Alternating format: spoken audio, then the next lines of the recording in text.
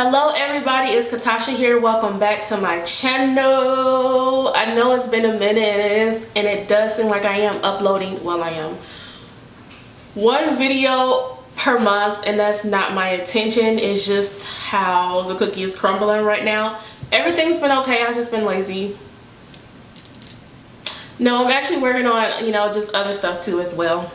So all my 15 subscribers, thank you so much for hanging in there with me. And also be sure to follow me on Instagram. It's the same as my name here, it's Katasha. And if you're watching this video, more than likely you already follow me, because that's the only social media that I have besides YouTube. And my last video was supposed to be 25 minutes. However, I had to chop it up into under 15 minutes because QuickTime Player only lets me upload 15-minute videos, although YouTube has allowed me to upload, I think, around 20-minute videos. So if you do know a way, or if you do know how to upload longer videos using QuickTime Player, let me know. I am using a Mac to edit and upload. It's an Air, so do keep that in mind. So like I said before, I only have 15 minutes and I just want to jump right into this video. And as you can tell by the topic, it is singleness part 2/sex. Now, I am a woman and I can only speak from a woman's perspective. So let's get into it. So this video is about sex, of course, and why it is so important to keep yourself as a woman. You want to wait until you get married to have sex. And I know I just said cuss words. I know, but it is true. So as you can see, the world is headed towards what's wrong, right, and what's right, they're trying to ban it and make wrong. So as you consider, as a Christian, as a believer, as a woman of God, it would behoove you to keep yourself. And I'm going to tell you the reason why. When I was younger, I was told to, don't have sex and don't have babies. But did that stop me? Absolutely not. I don't have any kids, but I did lose my virginity at a young age, and it just wasn't because I was told not to, because as teens, what your parents tell you don't do, you actually end up doing the opposite. So however, the Bible says it is to better to burn than to marry, and also talks about fornication and how we should not fornicate. And God just did not say that just to be mean, because when you think about it, one of the first commandments was be fruitful and multiply. However, you have to do it in God's covenant, in his order, or else you open yourself up to different consequences. So the first one is spiritual. We all know about STDs, AIDS, just all these different type of illnesses and sicknesses that come from having sex. In addition to that, the Bible also says that if you live by the flesh, so you shall die by the flesh.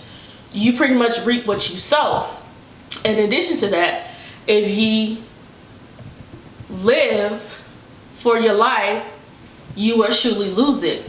But if you die, kill your flesh, and follow Christ, you will have everlasting life. Something like that. Don't quote me. And so I wanted to explain to you the reason why God said that. So as I mentioned before, we already know about the physical consequences of having sex. I want to talk about the spiritual, because this part is not talked about. So the first thing I want to talk about is soul ties. Soul ties is the commitment of the uncommitted. And the man has the ability to change you. He has the ability to change you on multiple different levels, especially from a DNA type level. Once a man in you, what he put in you is neurologically attached to you. So this man has the ability to alter your DNA, like what you goes down into your bones, like into your brains. So you're literally taking on this man. You're taking on his behavior, you're taking on his spiritual demons, you're taking on his whatever generational curses, whether it's good or bad, whatever he got going on in him is most definitely going to go to you. And if he has something like on an STD type of level, it's going to go to you. And as women, we quickly realize something is not right, whereas a man can have something for years and not even know it. They even, I believe HPV, a man can have it and they don't have a test to determine if a man has it, but he can have it and not know it and give it to you. So, however, soul ties. So a perfect example of a soul tie is, say for instance that you're moving on, you're getting to know somebody, you get into a new relationship, and you start notice things about him that remind you of your ex or someone who broke your heart. This man's intentions could be good, but you can't see that because you're blinded by what such and such did to you. And then he started doing certain things that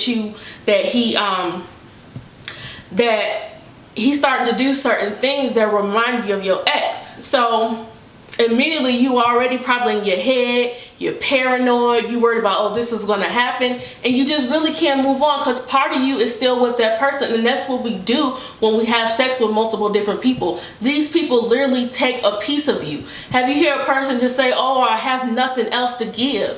Like, just think about that on a spiritual level. Yes, they have nothing else to give because a lot of people are walking around with different pieces of themselves. So what you have to do is just really pray, renounce and denounce those soul ties that you made, those covenants that you made outside of God's will.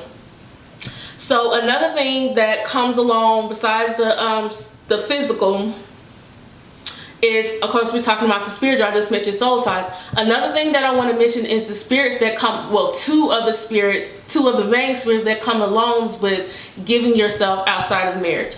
And those are the incubus and the succubus demons. These two demons are responsible for giving you sexual dreams. They are responsible for someone giving you anxiety, the thoughts of suicide, the thoughts of depression. And they're also responsible for holding you down when you're trying to get up. And I believe psychology explained that as sleep paralysis, when it is really a demonic spirit or entity literally holding you down. And you gave that entity rights by either sleeping with somebody who had that incubus or succubus demon. One is for the woman, one is for the man. And yes, men do experience this as well. Just sexual immorality. And when you think about sexual immorality, just think of all that you can think about. I'm talking about pornography. I'm talking about this come through masturbation. This come through, of course, being with somebody who have these spirits, or just opening yourself up to someone who's already a warlock, a witch. Trust me, these people are assigned to you. You can open yourself up by just multiple different ways, just pleasing yourself in an unnatural way, the way that God did not intend for you to. That's how you open yourself up to these spirits. So in addition to soul ties, you can't get away from this person. You constantly think about this person. You can't move on because this person literally has a piece of you. And the second thing, of course, is STDs, AIDS, HIV, same thing. In addition to those spirits that come along. So those are the three main reasons why you should want to keep yourself until you are married, till you're gonna be with this person for the rest of your life. When Adam said flesh of my flesh, bone of my bone, he meant that literally. You literally become this person. That's why God said when they're married, the two then become one. And just because you detach in the physical does not mean that you don't detach in the spiritual realm. You are still attached to this person. And so in order to now, it's okay. Whether you, like I said, I'm not a virgin. But if you vow to be celibate and you want to keep yourself, it's okay to do that. And if you're someone who watching this video, you contemplating on losing it, keep yourself. I just went over just the three main, there's so many more, but those are the top three main reasons that you will want to keep yourself. And if you haven't done that, you just want to renounce and denounce those partners, name by name, that you've been with. You want to renounce and denounce the spirits that they had or that you gave to them. You want to break all ties. You want to break all connections. You want to break those soul ties. So the only true person that you'll be committed to is God, is Jesus. That's the only person you want to be committed to in this, until you meet your match or your mate, or the one who you're going to be soul tied or connected to for the rest of your life. So I hope you learned something for this video. Please do like, comment, and subscribe. Share the video, and again, don't forget to follow me on Instagram. It's katasha02@gmail.com, and I promise you I will try my best to upload at least once a week. I don't want to make any promises that I can't keep, but thank you so much for the subscribers that I do have, and until next time.